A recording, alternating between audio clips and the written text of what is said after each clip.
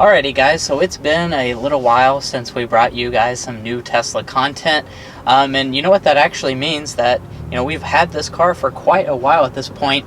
We're going on around 3 months of ownership of this 2020 Model 3, and in that time frame we've learned quite a bit. We've driven it around 2,000, over 2,000 miles at this point.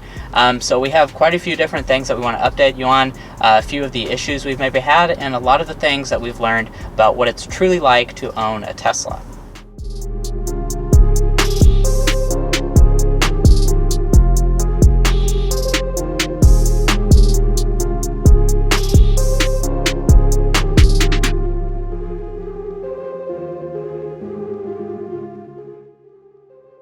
And one of the first things we noticed was just how much attention this draws. Yeah. It doesn't take you long to realize that. Yeah.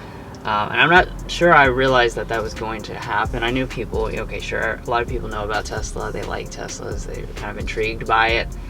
But I didn't realize how much just like an everyday random person might want to just kind of approach you or talk to you. Like I've had someone kind of sneak up behind me at Walmart while I was getting a car, and he was like, "Hey, did you get out of that Tesla?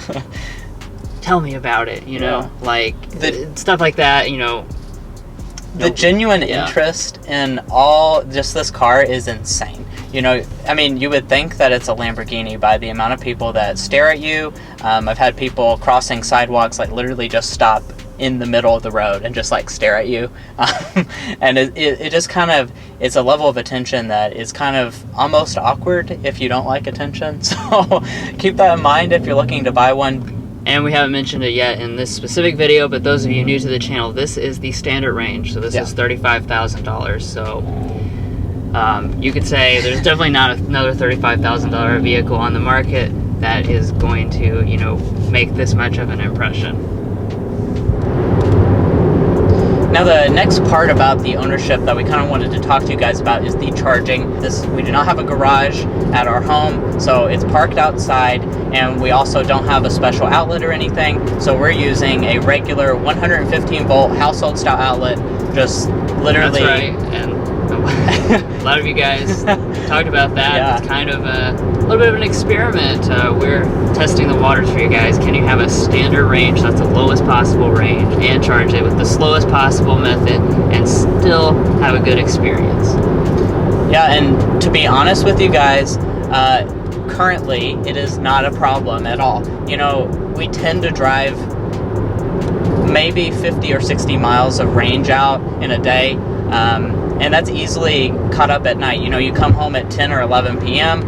and you charge it until 9 a.m. the next morning, right? You got 10 hours of charging, 6 miles an hour, you got 60 miles of range, so you're back up to full battery. And our household outlet does charge us 6 miles per hour, in case you're wondering what the rate is. Yeah. Never mind. Just gotta blow this black smoke on us. Yeah. Rolling coal. That's the first time we've been rolled on. Yeah. Here in Kentucky, I'm surprised. I can't believe we made it this long without getting rolled. It is what it is. We haven't been to the country. We're actually heading to the country, so we'll see how many people Tesla haters we have. But now that is not to say that we didn't have issues with the regular 115 volt household outlet, because basically our first week that we brought it in, we didn't even realize this was a problem until we were charging the vehicle and also cooking something in the microwave. And you're like, what does it have to do with anything? Well, we learned that our microwave was on the same circuit as our outdoor outlet, and the Tesla basically will charge at, suck all the juice it can to get that 6 miles of range per hour. And when you had them on congruently, basically it just tripped the circuit breaker, and then you lost all power. And obviously that's not something that you want to have to deal with. So what we had to do is just basically take the microwave off of that circuit and onto another, and that only cost us about $100. So it really wasn't. We didn't have to hire an electrician, but it was a simple solution. Like you said, it was only $125. But being realistic, having a Tesla, no matter which way you choose to charge it, you know, household outlet, or if you choose to have them install the dedicated charger, you'll probably learn some things about your Electrical system. How the system works, what things are connected. You know, we just happen to have most of everything downstairs connected to the same thing that also went outside, so you kind of might have to separate some stuff, you know. But it shouldn't be anything too complicated or too big of a barrier. Do you want some water? What the freak?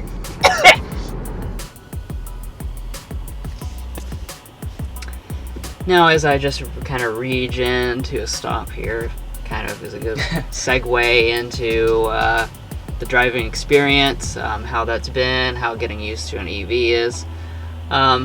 Really, I'm happy to report it's not as big of a barrier or a change as you would think. You know, initially, it was maybe in the first week, the whole experience of the technology in here plus the EV driving experience was a little bit, you know, like, wow, there's a lot. But after that first week, maybe even just a few days, you know, you start to realize it's not fundamentally different. All cars have a gas pedal, a brake pedal, a steering wheel, you know, the speed, you know, is located here instead of there. But that was I mean, really easy to get used to. Yeah, I mean, it's literally a complete non-issue. You know, and basically, it just turns into a really pleasant to drive vehicle. Now our ownership hasn't all been completely roses and sunshine. We have had a few different things that have went wrong with this Model 3, a few different things that we had to fix. Nothing major, but a few different things. For one, I do want to talk about 2 warranty repairs that we had to do. One of them was for this center console piece here. It has been repaired now, and honestly repairing it wasn't a big deal or anything, but when we took delivery of it, it had a cut in this piece right here. I guess someone at the factory maybe had cut it with their leg or something like that, but it had a nick in it, and it would have eventually kind of sprawled out into big cut, so we had to get that fixed. We'll make a video about the service thing, by the way, because that's actually a really cool process. But other than that, this right speaker grill here, it rattles. It honestly is pretty inconsistent in its rattling, but it seems to be, you know, like on really cold days, if you haven't driven it for a while, this speaker rattles like nobody's business sometimes.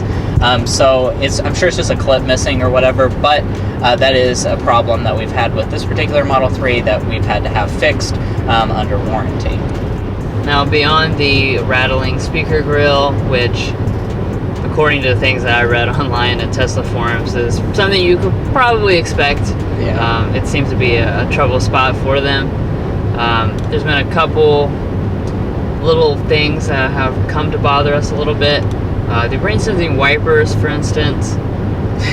Now, Tesla uses a camera to watch the rain, where all other automakers use a sensor. It's not as good. It doesn't sense rain as well as I think that it should. Also, road mist. If it's a kind of a light mist or spray coming off of other cars, it just ignores it. Like it's not. It has to be a raindrop falling from the sky for it to. So you can, and I've let it like fill the windshield all the way up just to see, will it wipe? And it really won't. So you have to occasionally I've got to press the end of the stock and let it do a wipe, or you can take over manual. And then the only other thing in regards to the windshield wipers is it has some phantom wipes. Sometimes it won't be raining, and I don't know if it's picking up on dust or dirt or something, but occasionally it will wipe the windshield. That's very limited. It's happened like 2 times in like dusk, but I don't know what it's picking up on, but it'll just start wiping away, and there's nothing at all around. And then the only other minor thing that I can think of that's impacted us is occasionally, since your phone is the key in this model, occasionally when I come up to the vehicle and grab the door handle, it hasn't sensed it yet, so it will basically deny me entry. It won't let me open the door, so I might have to pull on the door handle a couple times before it finally senses it and pairs. Now, I've got an Android phone. Mason says that's not really impacted him. Only one time with his iPhone. And I have a little bit of an older Android phone, so it seems to be more of a problem that I have versus that he has. Yeah. So, I mean, keep that in mind. When your phone is your key, so if you have like a clunky junker phone, it might have some issues pairing to the Bluetooth, but we do expect maybe occasionally to suffer from a small delay getting in or out of the vehicle with using your phone as the key.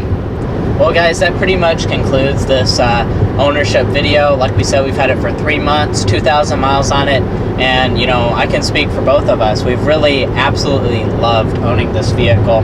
You know, I tell it to anyone who asks. The first week you own it is just kind of weird. You're kind of getting used to it, but once you get used to all the weird stuff and all the high-techness of this vehicle, I think you'll really grow to appreciate a lot that it has to offer. And honestly, there haven't been much things to complain about. Like we mentioned, there have been a few different issues with it, but other than that, really a fantastic ownership experience with this Mark III. Now, of course, obviously we're just getting started with the ownership experience, so we will keep updating you guys on frequent intervals, anything new that develops. That way you guys can know, you know, should you buy one? Yeah, should you buy one, especially in terms, I know a lot of people are concerned about reliability, stuff like that. So we'll definitely make sure to keep you guys in the loop with all the latest developments and, of course, many other new Tesla videos coming up soon about some different topics. So stay tuned. Be sure to subscribe too, because you won't get notifications unless you do. So subscribe down below.